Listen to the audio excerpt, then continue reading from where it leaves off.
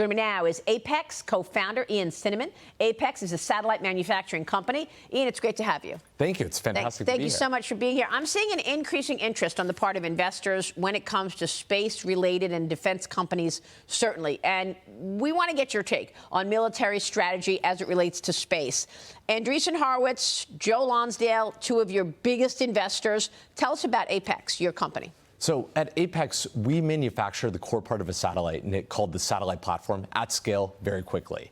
Today, if you want to launch a new satellite into space, you're looking at 4 to 7 years before that gets on orbit and spending hundreds of millions of dollars, if not billions. That doesn't work, right? We look at what happened with the executive order around Golden Dome. We want to be fielding thousands of systems in orbit in a matter of months, not years. And in order to do that, we need to rethink the defense industrial base, how we manufacture these systems at scale, and ensure that they're actually working on orbit. You know, I never really understood why the space race was so important until over the last couple of years when I realized all of our satellites are in space. So obviously, if there was ever a conflict with an adversary, the first thing they're going to do is try to take down our satellites. And right now, they're huge, fragile sitting ducks. So we have a set number of, for example, GPS satellites in orbit. We shoot a missile, we take a few of those down. I wouldn't know how to get here in the morning. You wouldn't be able to go drive around, let alone our warfighters would not be able to navigate. That's just one specific example. In general, what we need to move to is a layer of a lot of systems that are lower cost, where if a few of them got shot down, a few of them get cyber attacked and disabled, we still are resilient by design because we have enough of these systems in orbit. Mm-hmm. Now, we spoke with Anduril Industries' Palmer Luckey yesterday. He's a customer of yours, right? Absolutely. So tell us what protecting space, how that manifests in terms of on Earth and on the ground, what kind of weaponry we need on the ground. So it's really a matter of a layered system, right? From space, you have an amazing vantage point. You're in the ultimate high ground. You're looking down at Earth. You're able to observe everything that's going on. But it's not about space alone, right? The space systems need to be able to talk to the ground systems, talk to the systems in the air, talk to the systems at sea, and everything needs to coordinate together. So for example, you take something like Golden Dome, you have a fleet of satellites in orbit. They're looking down at Earth. They identify a missile being fired. They're then able to send a command to a ground system that could determine how do we intercept this missile? Do we shoot it down from space, from the ground, from air? We make that decision very rapidly, and we could create effectively a big shield around America and our allies. And of course, President Trump is trying to protect America from so many different angles. I love this idea of the Golden Dome. This space race against China is heating up. You've got the Foreign Ministry of China saying that it has, quote unquote, serious concerns about the Golden Dome project, pushing Washington to, quote, stop development, given heightened risks of space militarization. So what is your take on how China has reacted to the president's Golden Dome?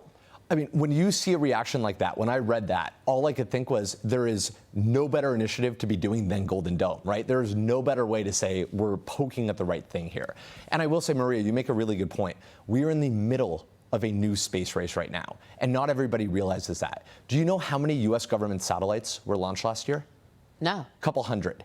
Do you know how many Chinese government satellites are planned to be launched in the next few years?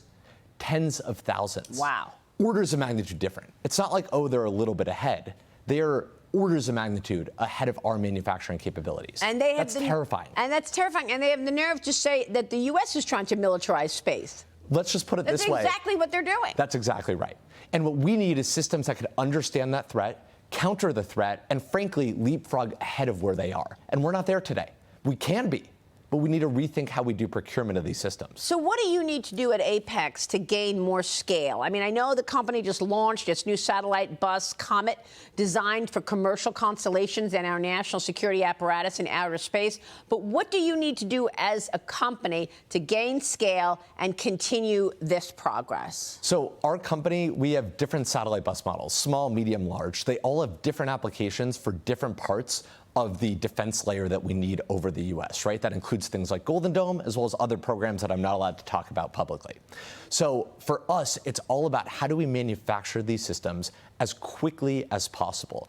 Right now, our facility in Los Angeles is capable of producing over 150 satellites per year. That is about 50% of the number of satellites the entire U.S. government launched last year. So we're already pushing forward our ability to produce more. And now it's a matter of us creating more and more of these factories and facilities so that we can actually win this new space race we're in the What middle does of. the United States need to do to stay ahead of China in this? It's all about shifting our mentality on procurement. So instead of buying these big, exquisite billion-dollar systems, we need to move to buying a whole lot of smaller systems, where if something gets shot down, something gets disabled, we're still resilient. All right, we will leave it there. It's great to have you, Ian. We're going to be watching this space of space. We appreciate your time. Thanks, Maria. It's great to be here. Thank you so much, Ian Cinnamon.